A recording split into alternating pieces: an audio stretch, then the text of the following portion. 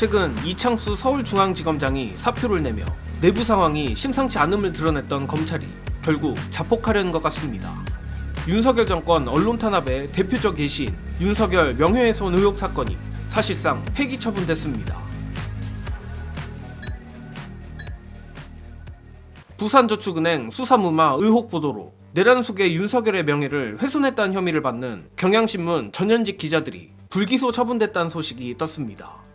오늘 서울중앙지검 반부패 1부는 경향신문 전현직 기자 4명을 증거 불충분으로 혐의 없음 처분했다고 하는데, 이는 2023년 10월 검찰이 명예훼손 혐의로 이들 기자 2명의 자택을 압수수색한 지 1년 7개월 만입니다. 또한 검찰은 이후 논설위원을 포함해 간부급 기자 2명을 추가 입건하며 수사를 넓힌 바 있습니다. 마침 오늘 불기소 처분된 이호상 기자는 지난 대선 전에 나온 보도를 무려 2년이나 지나 문제 삼아 압수수색하더니 이제는 피해자인 윤 전 대통령이 탄핵되고 새 대통령 선거를 일주일 앞두게 되니까 불기소했다며 대통령이 지시했다고밖에 볼 수 없는 이런 수사는 다시 반복되면 안 된다라고 일갈했습니다.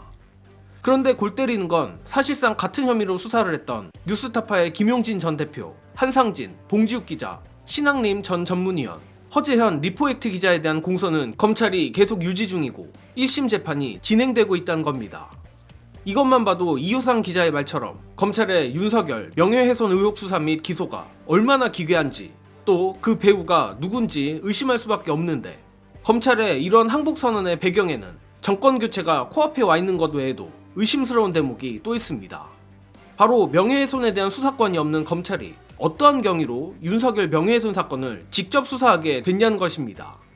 참고로 지난 23년 11월 참여연대는 검찰총장을 상대로 검찰이 명예훼손 혐의 사건을 직접 수사할 수 없다며 그 근거가 되는 대검 예규를 공개하라며 정보 공개 청구를 한 바 있는데, 하필 2주 전쯤인 이달 15일 서울고법에서 이 대검 예규를 공개해야 한다는 판결을 내린 것입니다. 즉, 정리하자면 검찰 입장에서는 사실상 파멸이나 다름없는 정권교체가 일주일 앞으로 다가왔고, 심지어 법적으로 수사권도 없는 윤석열 명예훼손 사건을 어떤 근거에 의해서 수사했는지도 밝혀야 하는 마당이라 그야말로 최악의 쌍매풍이 덮친 상황인 겁니다. 물론 검찰이 해당 사건을 어설프게 손절했다고 한들 면죄부가 주어져서는 안 되며 주어질 수도 없습니다. 그 이유는 바로 앞서 말한 뉴스타파 때문입니다. 오늘 검찰의 불기소 결정으로 사실상 똑같은 혐의에 대해서 경향신문은 무혐의, 뉴스타파는 재판에 넘겨진 상태가 됐는데, 한마디로 이는 논리적으로 성립할 수 없는, 성립해서는 안 되는 상태입니다. 이 부분은 무려 1년 전 봉지욱 기자가 밝힌 중요한 폭로로 대신하겠습니다. 제가 그 잘 몰라서 여쭤보는 건데, 그 경향 같은 경우에는 뉴스타파 보도를 인용 보도한 거예요? 아니면 뉴스타파가 그러니까 이게 검찰이 꼬인 게 바로 그거예요. 뉴스타파 보도가 가장 마지막입니다. 뉴스타파 보도가 가장 마지막인데 가장 먼저 한 게 경향이에요. 가장 먼저 한 게 근데 경향이었어? 경향을 가장 먼저 한 경향을 못하면 뉴스타파가 이상하게 되는 거예요. 뉴스타파의 보도 내용은 김만배의 육성이 나온다 뿐이지 내용은 동일해요. 경향 보도는 부산저축은행 수사가 뭔가 부실한 거 아닌가 하는 의혹 보도를 먼저 했고, 그렇죠. 뉴스타파는 그거를 확인시켜주는 보도를 했던 건데 가장 마지막에 보도.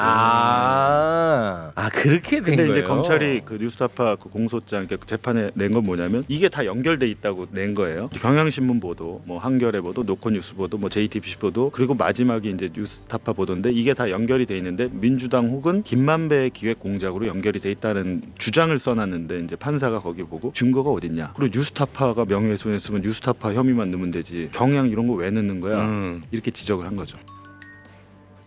영상에서 보셨듯 윤석열의 부산저축은행 수사무마 의혹을 최초로 제기한 곳이 경향신문, 여기에 녹취까지 보강하여 보도한 것이 뉴스타파라는 건데, 경향신문은 무혐의고 뉴스타파는 혐의가 인정된다?